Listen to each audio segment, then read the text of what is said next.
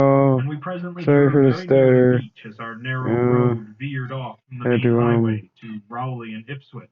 pick up a call or There were something. no I'm visible lying. houses, I and I could totally tell fucked by up the on that state one of the trying to road that figure out traffic what was very the light damage hereabouts. was, The and I hit the small, button, weather-worn and telephone it poles it carried it only turned two off wires. the video. Now and then we So crossed crude wooden bridges over tidal creeks that wound far inland and promoted the general isolation of the I region. guess we're calling this a two-parter. Once in a while I noticed dead stumps and crumbling foundation walls above the drifting sand, and recalled the old tradition quoted in one of the histories I had read, that this was once a fertile and thickly settled countryside. The change, it was said, came simultaneously with the Innsmouth epidemic of 1846, and was thought by simple folk to have a dark connection with hidden forces of evil. Actually, it was caused by the unwise cutting of woodlands near the shore, which robbed the soil of its best protection and opened the way for waves of wind-blown sand. At last we lost sight of Plum Island and saw the vast expanse of the open Atlantic on our left. Off with Our his narrow head. course began to There climb we go. slowly, and I felt a singular GG. sense of disquiet in looking at the lonely crest ahead, No where the mister. rutted roadway met the sky. It was as if the bus were about to keep on in its ascent, leaving the sane earth altogether and merging with the unknown arcana of upper air and cryptical sky. The smell of the sea took on ominous implications, and the silent driver's bent, rigid back and narrow head became more and more hateful. As I looked at him, I saw that the back of his head was almost as hairless as his face, having only a few straggling yellow strands upon a gray, scabrous surface. Then we reached a crest, and beheld the Here we go, outstretched next round. valley beyond, There where the we go. Manuet joins the sea Yeah, just this is the north of best. the long line of cliffs that culminates in Kingsport Head and Oh, we veer took off down the toward first Cape dude. Ann. Not the most On the important one far, now. misty horizon, I could It's make gonna be out the close. dizzy profile of the It's head, gonna be close on topped purpose. by the queer, ancient house of which so many legends are told. But for the moment, all my attention was Yeah. captured by the nearer panorama just below me. I realized, come face to face with rumor-shadowed Innsmouth. It was a town of wide extent and dense construction, yet one with a portentous dearth of visible light. From the tangle of chimney pots scarcely a wisp of smoke came, and the three tall steeples loomed stark and unpainted against the seaward horizon. One of them was crumbling down at the top, and in that and another there were only black gaping holes where clock dials should have been. The vast huddle of sagging gambrel roofs and peaked gables conveyed with offensive clearness the idea of wormy decay, and as we approached along the now descending road I could see that many roofs had wholly caved in. There were some large square Georgian houses too, with hipped roofs, cupolas, and railed widows' walks. These were mostly well back from the water, and one or two seemed to be in moderately sound condition. Stretching inland from among them I saw the rusted, grass-grown line of the abandoned railway, with leaning telegraph poles now devoid of wires, and the half-obscured lines of the old carriage roads to Rowley and Ipswich. The decay was worst close to the waterfront, though in its very midst I could spy the white belfry of a barely well-preserved brick structure which looked like a small factory. The harbour, long clogged with sand, was enclosed by an ancient stone breakwater, on which I could begin to discern the minute forms of a few seated fishermen, and at whose end were what looked like the foundations of a bygone lighthouse. A sandy tongue was formed inside this barrier, and upon it I saw a few decrepit cabins, moored dories, and scattered lobster pots. The only deep water seemed to be where the river poured out past the belfried structure and turned southward to join the ocean at the breakwater's end. Here and there the ruins of wharves jutted out from the shore to end in indeterminate rottenness, those farthest south seeming the most decayed. And far out at sea, despite a high tide, I glimpsed a long black line, scarcely rising above the water, yet carrying a suggestion of odd, latent malignancy. This, I knew, must be Devil Reef. As I looked, a subtle, curious sense of beckoning seemed superadded to the grim Compensating. repulsion, and oddly enough, I found And this bargaining. overtone more disturbing than the primary impression. We met no one on the road, but presently began to pass deserted farms in varying stages of ruin. Then I noticed a few inhabited houses with rags stuck in the broken windows, and shells and dead fish lying about the littered yards. Once or twice I saw listless-looking people working in barren gardens or digging clams on the fishy-smelling beach below, and groups of dirty, simian-visaged children playing around weed-grown doorsteps.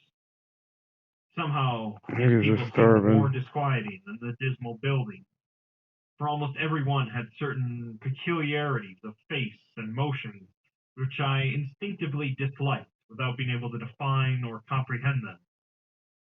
For a second, I thought this typical physique suggested some picture I had seen, perhaps in a book, under circumstances of particular horror or melancholy, but this pseudo-recollection passed very quickly. As the bus reached a lower level, I began to catch the steady note of a waterfall through the unnatural stillness. The leaning, unpainted houses grew thicker, lined both sides of the road, and displayed more urban tendencies than did those we were leaving behind. The panorama ahead had contracted to a street scene, and in spots I could see where a cobblestone pavement and stretches of brick sidewalk had formerly existed. All the houses were apparently deserted, and there were occasional gaps where tumble-down chimneys and cellar walls told of buildings that had collapsed. Pervading everything was the most nauseous, fishy odor imaginable.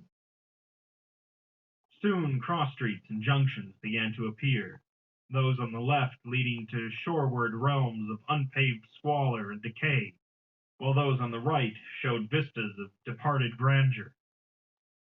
So far, I had seen no people in the town, but there now came Yeah, so, sparse habitations, curtained windows here and there, and an occasional battered motor car at the curb. Penny should go like a stove. Pavement and sidewalks were No. increasingly well defined, No. and though most of the houses were quite old, wood and brick structures of the early 19th century, they were What the fuck was obviously that, kept bro? fit for habitation. As an amateur antiquarian, I almost lost my olfactory disgust and my feeling of Feeling menace thirsty. and repulsion amidst Thirsty. this rich, unaltered survival from the past. But I was not to reach Here my we go. destination without one very strong impression of poignantly disagreeable quality. It's gonna be the round where The the bus had come majority of to a these sort of open concourse, or radial entries point, are gonna with be churches settled. on two sides, and the When there's a bedraggled girl, here we remains go. of a circular green in the center. And I was looking And at they a are not large getting the better pillared of them. hall on the right-hand junction ahead.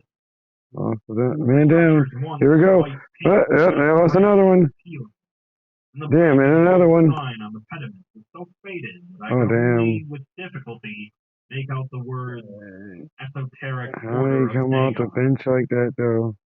This, then, was the former Masonic Hall, now given over to a degraded cult. Bruh. As I strained to decipher this inscription, my notice was distracted by the raucous tones of a cracked bell across the street, and I quickly turned to look out the windows on my side of the coach. The sound came from a squat, towered stone church of manifestly later date than most of the houses, built in a clumsy Gothic fashion, and having a disproportionately high basement with shuttered windows. Though the hands of its clock were missing on the side I glimpsed, I knew that those hoarse strokes were telling the hour of 11. Then suddenly all thoughts of time were blotted out by an onrushing image of sharp intensity and unaccountable horror, which had seized me before I knew what it Just really not was. doing enough damage in time. The door of the church basement was open, revealing a rectangle of blackness inside.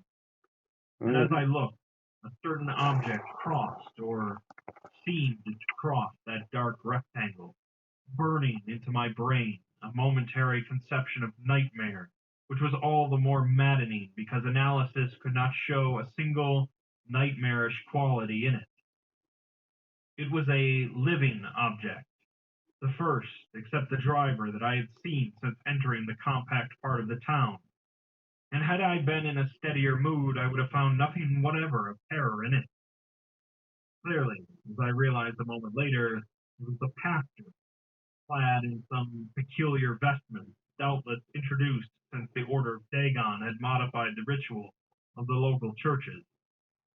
The thing which had probably caught my first subconscious glance and supplied the touch of bizarre horror was the tall tiara he wore, an almost exact duplicate of the one Miss Tilton had shown me the previous evening. This, acting on my imagination, had supplied namelessly sinister qualities to the indeterminate face and robed, shambling form beneath it. There was not, I soon decided, any reason why I should have felt that shuddering touch of evil pseudo-memory. Was it not natural that a local mystery cult should adopt among its regimentals a unique type of headdress made familiar to the community in some strange way, perhaps as treasure trove?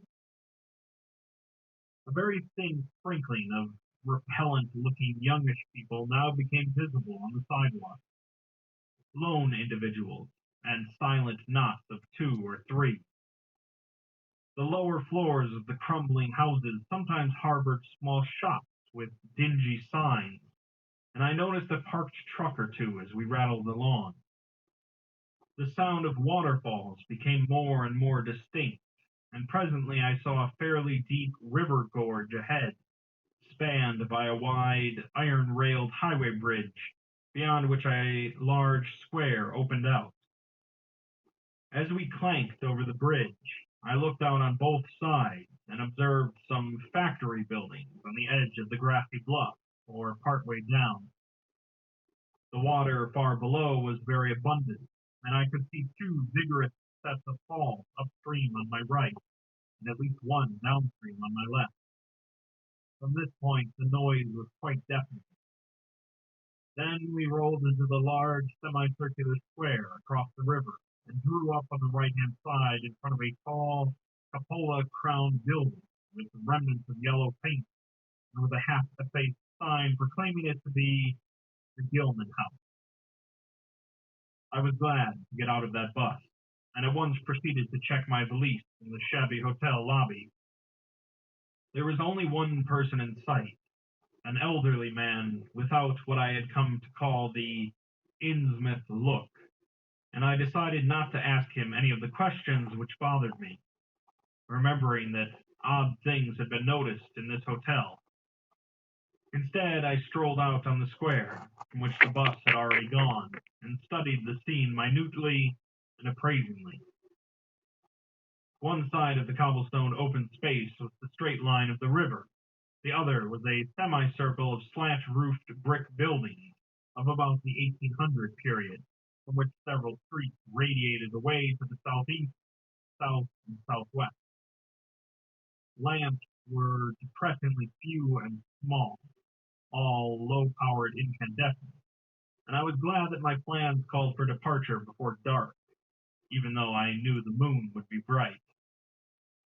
The buildings were all in fair condition, and included perhaps a dozen shops in current operation, of which one was a grocery of the first national chain, others a dismal restaurant, a drugstore, and a wholesale fish dealer's office, and still another at the eastern extremity of the square near the river, an office of the town's only industry, the Marsh Refining Company. There were perhaps 10 people visible, and 4 or 5 automobiles and motor trucks stood scattered about. I did not need to be told that this was the civic center of Innsmouth. Eastward, I could catch blue glimpses of the harbor, against which rose the decaying remains of 3 once beautiful Georgian steeples. And toward the shore on the opposite bank of the river, I saw the white belfry surmounting what I took to be the Marsh refinery. For some reason or other, I chose to make my first inquiries at the chain grocery, whose personnel was not likely to be native to Innsmouth. I found a solitary boy of about 17 in charge, and was pleased to note the brightness and affability which promised cheerful Here we information. go, yo. He seemed exceptionally eager to talk, and I soon gathered that he did not like the place, its fishy smell, or its furtive people. A word with any outsider was a relief to him.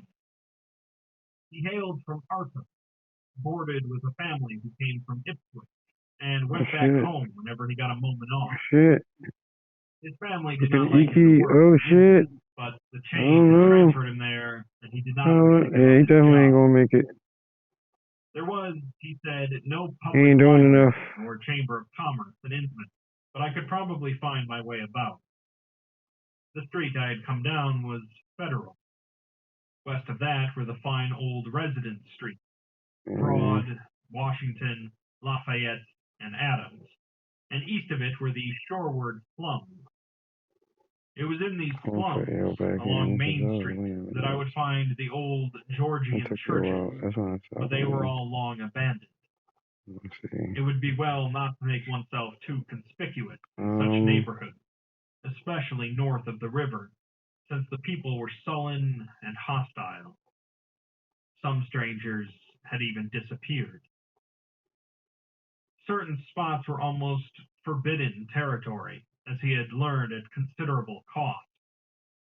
One must not, for example, linger much around the Marsh refinery, or around any of the still used churches, or around the pillared Order of Dagon oh Hall shit. and Church Green.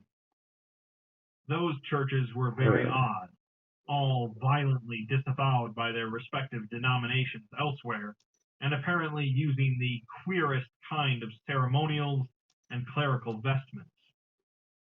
Their creeds the were fuck was that? heterodox See, and and this is the bullshit I mysterious, be talking about. involving hints of certain marvelous transformations leading to bodily immortality of a sort on this earth.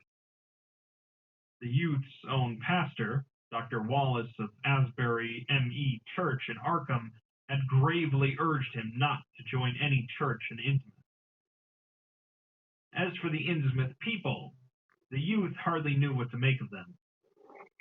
They were as furtive and seldom seen as animals that live in burrows, and one could hardly imagine how they passed the time apart from their desultory fishing. Perhaps, judging from the quantities of bootleg liquor they consumed, they lay for most of the daylight hours in an alcoholic stupor.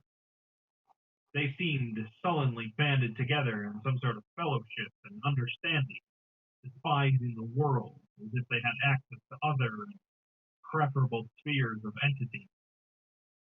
Their appearance, especially those staring, unwinking eyes which one never saw shut, was certainly shocking enough, and their voices were disgusting. It was awful to hear them chanting in their churches at night, and especially during their main festivals or revivals, which fell twice a year on April 30th and October 31st. They were very fond of the water, and swam a great deal in both river and harbor. Swimming races out to Devil Reef were very common, and everyone in sight seemed well able to share in this arduous sport. When one came to think of it, it was generally only rather young people who were seen about in public, and of those the oldest were apt to be the most painted looking. When exceptions did occur, they were mostly persons with no trace of aberrancy, like the old clerk at the hotel. One wondered what became of the bulk of the older folk, and whether the Innsmouth look were not a strange and insidious disease phenomenon which increased its hold as years advanced. Only a very rare affliction, of course, could bring about such vast and radical anatomical changes in a single Here we individual go. after maturity. Here's the skipping, yo. Changes involving We all obvious can see. factors, basically Skip, the shape skip, of the skip, skip, skull, skip, skip, skip. But then Skip, even skip, this skip, aspect skip, was no skip, more skip, baffling and unheard skip, of than the skip, visible skip. features of the malady as a whole. It would be hard, the youth implied, to form any real conclusions regarding such a matter, since one never came to Here we know the go. natives personally, no To matter how battle. long one might live in ignorance. The youth was certain many specimens, even worse than the worst visible ones, were kept Uh, locked indoors in some places. People sometimes heard the queerest kind of sound. The fucked up. tottering waterfront But now y'all houses saw that, along right? the river Skip it, skip it, were skip. repeatedly connected by hidden tunnels, being Game thus is a glitchy as veritable fuck. warren of unseen In the favor of the abnormalities. PC players, What kind of apparently. foreign blood, if any, these beings had, it was impossible to tell. And I say I feel They some sometimes ways about kept it. certain especially repulsive characters out of sight Right. when government agents and others from the outside world came to town. It would be of no use, my informant said, to ask the natives anything about the place. The only one who would talk was a very aged but normal looking man who lived at the poorhouse on the north rim of the town and spent his time walking about or lounging around the fire station. This hoary character, Zadok Allen, was 96 years old and somewhat touched in the head, besides being the town drunkard. He was a strange, furtive creature who constantly looked over his shoulder as if afraid of something, and when sober could not be persuaded to talk at all with strangers. He was, however, unable to resist any offer of his favorite poison, and once drunk would furnish the most astonishing fragments of whispered reminiscence. After all, though, little useful data could be gained from him, since his stories were all insane, incomplete hints of impossible marvels and horrors, which could have no source save in his own disordered fancy. Nobody ever believed him, but the natives did not like him to drink and talk with strangers, and it was not always safe to be seen questioning him. It was probably from him that some of the wildest popular whispers and delusions were derived. Several non-native residents have reported monstrous glimpses from time to time, but between old Zadok's tales and the malformed denizens, it was no wonder such illusions were current. None of the non-natives ever stayed out late at night, there being a widespread impression that it was not wise to do so. Besides, the streets were loathsomely dark. As for business, the abundance of fish was certainly almost uncanny, but the natives were taking less and less advantage of it. Moreover, prices were falling, competition was growing. Of course, the town's real business was the refinery, whose commercial office was on the square only a few doors east of where we stood. Old Man Marsh was never seen, but sometimes went to the works in a closed, curtained car. There were all sorts of rumors about how Marsh had come to look. He had once been a great dandy, and people said he still wore the frock-coated finery of the Edwardian age, curiously adapted to certain deformities. His sons had formerly conducted the office in the square, but latterly they had been keeping out of sight a good deal, and leaving the brunt of affairs to the younger generation. The sons and their sisters had come to look very queer, especially the elder ones, and it was said that their health was failing. One of the Marsh daughters was a repellent, reptilian looking woman who wore an excess of weird jewelry, clearly of the same exotic tradition as that to which the strange tiara belonged. My informant had noticed it many times, and had heard it spoken of as coming from some secret force, either of pirates or of demons. The clergymen, or priests, or whatever they were called nowadays, also wore this kind of ornament as a headdress, but one seldom caught glimpses of them. Other specimens the youth had not seen, though many were rumored to exist around Innsmouth. The marshes, together with the other three gently bred families of the town, the Waits, the Gilmans, and the Elliots, were all very retiring. They lived in immense houses along Washington Street, and several were reputed to harbor in concealment certain living kinsfolk whose personal aspect forbade public view, and whose death had been reported and recorded. Warning me that many of the street signs were down, the youth drew for my benefit a rough but ample and painstaking sketch map of the town's salient features. After a moment's study, I felt sure that it would be of great help, and pocketed it with profuse thanks. Disliking the dinginess of the single restaurant I had seen, I bought a fair supply of cheese crackers and ginger wafers to serve as a lunch later on.